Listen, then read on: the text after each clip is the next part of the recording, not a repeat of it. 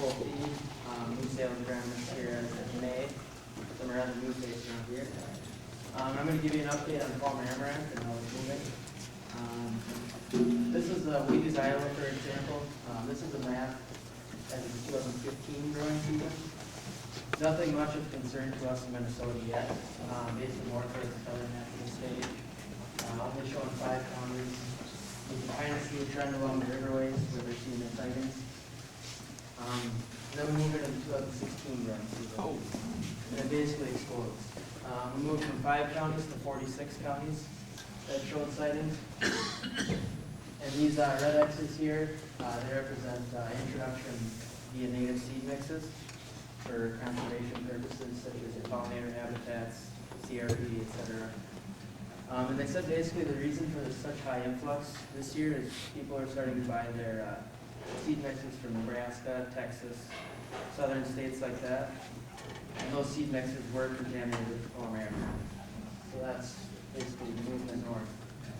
And then your black X's there, that represents your conventional practices, moving equipment, extra buying bedding from those contaminated fields.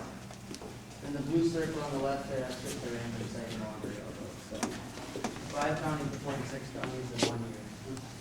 Quite the movement. And now we've got it in Minnesota, as I'm sure you've all heard. It's in Yellow Medicine County out west, and that was as well in the pollinator habitat. So the trend's moving northward towards us, causing some concern. Now we'll move into a little biology of Palmer Amaranth. It's a very adaptive and invasive plant. Its origins are southwest United States, northern Mexico, warmer climate. And it's basically adapted itself to grow in cooler climates such as Michigan, Iowa, South Dakota, Minnesota now. And it compares a lot to common water hemp, produces a lot of seeds, very aggressive and rapid growth, and that growth is kind of delayed from all the way through the growing season, May to August practically. Its first are small seeds, and everyone's favorite. It's shown resistance to ALS, HPPD, glyphosate, and has been told PPO as well. There are no options there. How does this Palmer Amaranth differ from common water hemp? Palmer Amaranth is going to grow at around 3 inches per day. And that's double the rate of red pigweed and 47% faster than water hemp. And this chart here, this table, shows 0.2 centimeters per growing degree day. So if you get an average June, July day of 40 heat units, 35, that's going to be 3.14 based on my calculations, inches per day. And your water hemp's going to be 2.2 roughly. So they're both growing really fast. However, Palmer Amaranth has a distinct advantage. Then if you take it to yield on the right here, obviously a lot more significant loss, 79 compared to 56%. And I'm not exactly sure how that study was set up there. Got the data from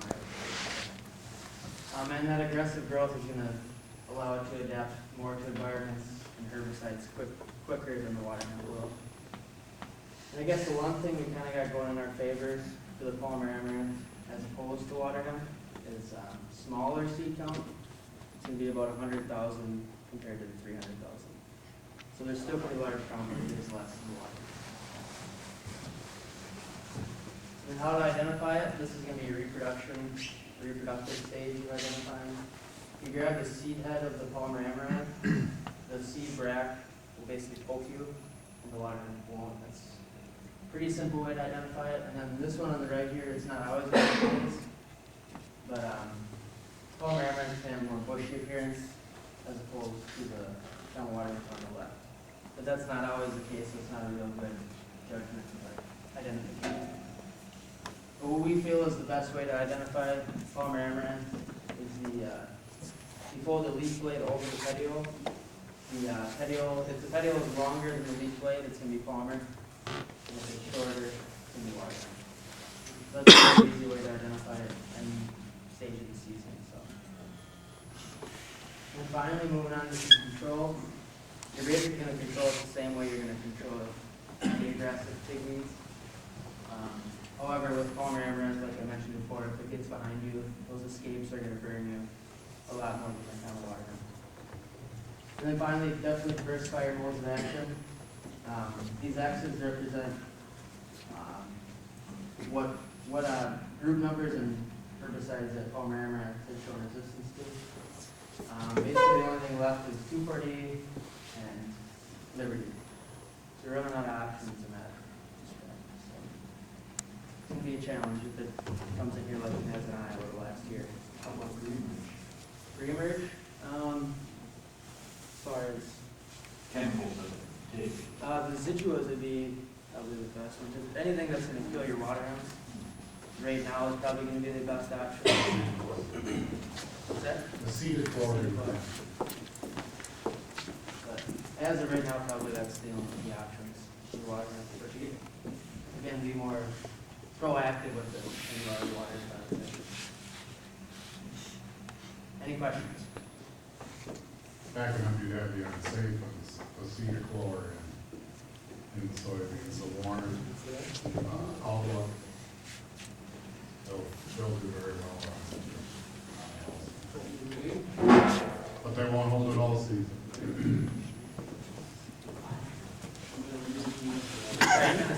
Switching gears here, we actually invested in a new drone this fall.